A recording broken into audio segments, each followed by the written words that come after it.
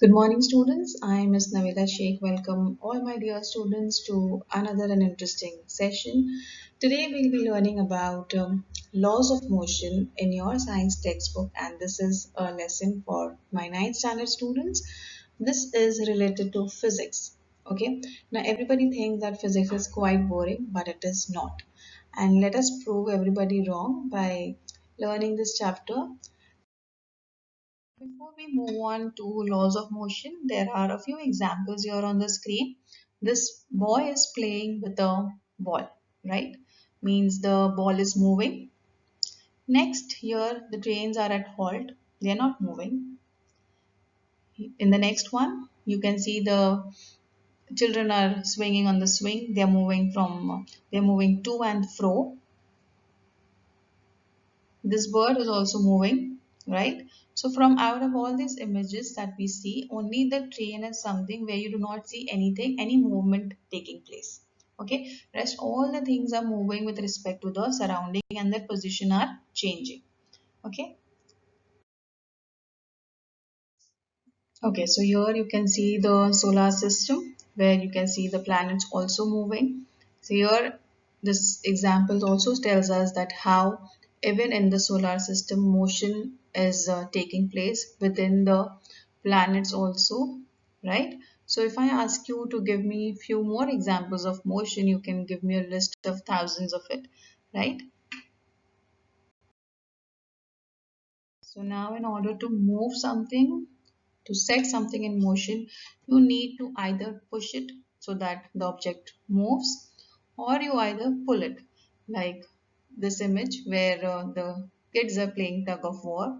Okay, they're exerting some force onto the rope and they're trying to pull each other, right? So a person needs to put in effort to set something in motion so that the position of the object changes. Okay.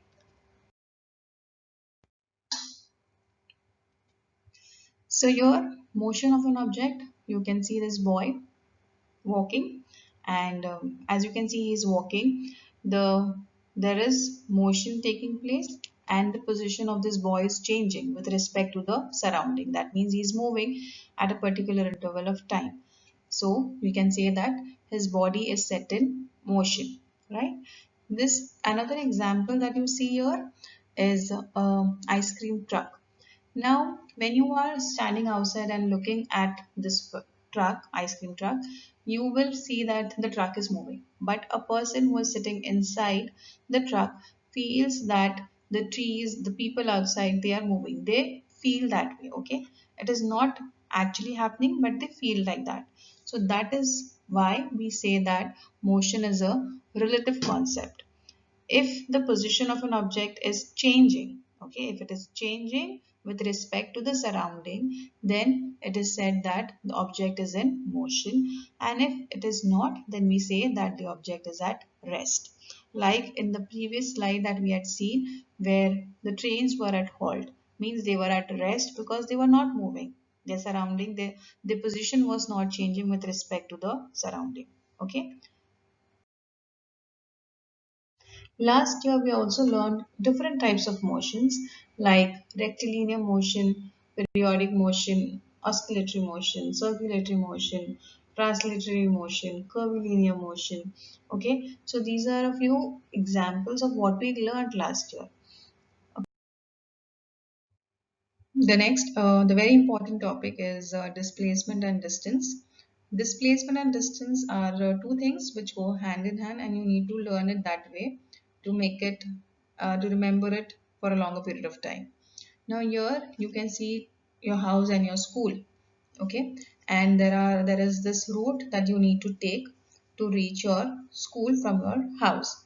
Now the length that you travel from your house towards the school is called as the distance you have traveled, okay, whereas the smallest or minimum amount of movement that you have taken, that is the change in position from the starting point to the end point, is called as the displacement. Means how much how your body has moved. Your body has moved from school to the home, okay, that is the displacement. But how much length did you walk in order to change your position is known as the distance. Okay.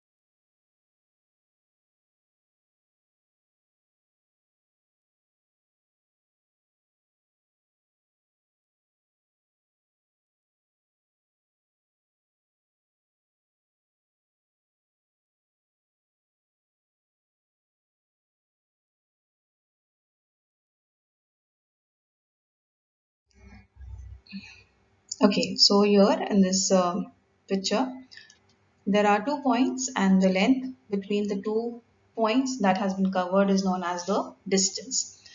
Now, if I have to travel from town A to town B, and there is a road where construction is going on, and I have to take a longer route, which because of which my distance has increased, right? And after the work has been completed, the distance that we covered will be measured in terms of meters. Okay, the unit is meters with a small m. Now the distance that we covered was earlier was 20,000 meters, whereas because of the work going on, we had to travel 50,000 meters. But we do not like such huge numbers, so we will convert it into kilometers. So 1 kilometer is 1,000 meters. So we had to travel 20 kilometers, but we traveled how much? We completed 50 kilometers. So with this, do you know whether distance is a scalar or a vector quantity? Here we do not know that we travel 20 kilometers in which direction, right? It could be any direction. So here this 20 kilometer direction has not been specified. It could be anywhere. So that is the reason distance is a scalar quantity. Which brings us to displacement. Displacement means distance with direction. Now again with the same example that we traveled from town A to town B, from the long route that we had taken, that was 50 kilometers, the time required was more as compared to the smaller route, right? The time required for completing 50 kilometers was more, and we moved towards the north direction. Now here we are mentioning that we moved 20 kilometers north from the home. Okay, and here distance is measured 20 kilometers, and we also know the direction, and hence here direction is specified, and that is the reason displacement becomes a vector quantity. So displacement is a combination where you have distance and direction given to you both. Okay, and with which you understand that displacement is a vector quantity. These are a few things that you need to remember. What is a scalar quantity and what is a vector quantity? Again, I will revise because we'll be using these terms again and again. So there need to be clear idea about these two things. Scalar quantity means any physical quantity which has magnitude only. Okay, means how much it has traveled. It is not going to tell you in which direction, north, south. Okay, so your only magnitude means how much it has traveled, how much length it has or distance it has covered. Okay, so those are called as scalar quantities, whereas when we talk about vector quantity, you will be having magnitude and direction mentioned both. Okay, so hence we learned right now displacement is a vector quantity and distance is a scalar quantity. Here in this image, you can see two boys are doing car race, right? So it is related to motion. They are moving, both the vehicles are moving but at a particular rate. We do not know which one is moving fast or slow. Now, if you want to know whether it is moving faster or slower, we need to understand how much time are they require. They require to complete that particular distance, right? So this next topic is very interesting, that is speed. So let's understand what is speed and what are the things which are important for us to know in order to calculate speed. This image. Now there are two balls which are moving and how will we come to know whether which one is moving faster, right? So here is an image of two, there are two objects, object 1 and object 2. You have to look and observe which one is moving faster. Okay, now if you notice object 1 is moving faster and object 2 lags behind, right? And because of which we come to know that the speed of object 1 is greater and the speed of object 2 is lesser. Okay, so this speed is something which tells us how fast something is moving. Okay, now speed, as I told you, it helps us to understand how fast things move. So to find out speed, you need to know the distance and time required. Okay. So how much distance this car is traveling and how much time does it take. Now, if you notice, the car is moving in a straight line. That is a rectilinear motion. The time taken to cover is 30 seconds, whereas the red car, which is here, is moving along the same straight line. Okay, but the time taken by this car is 40 seconds. Okay, so there is a difference in time which will help us understand. Now the distance will be is the same for both the vehicles. So we need to know whether which car has covered had a greater speed.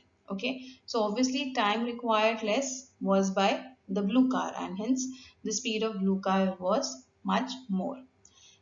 Let us assume that the path length was 420 meters for both the cars and the time taken is different. So if we will calculate the total distance upon total time taken, it will give you the speed of the cars. Okay, so as you know that the speed of the red car is 10.5 meter per second and for blue it is 40 meter per second. So we come to know that the speed of the blue car is much greater. Okay, understood? Now with this, I hope you all have understood how you can find out the speed also and what are the things required to find the speed of a given object. Okay, the next thing that we'll be learning is velocity. When you see this car, again here we have a car moving.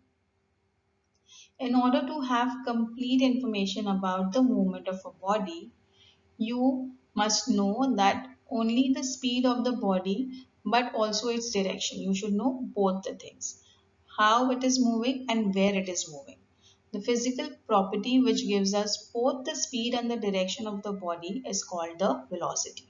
Okay, previously we just learned that the vehicle was moving, but here in velocity, the moving body is the velocity is what? The moving body is the rate of change of the position of the body with time in a particular direction.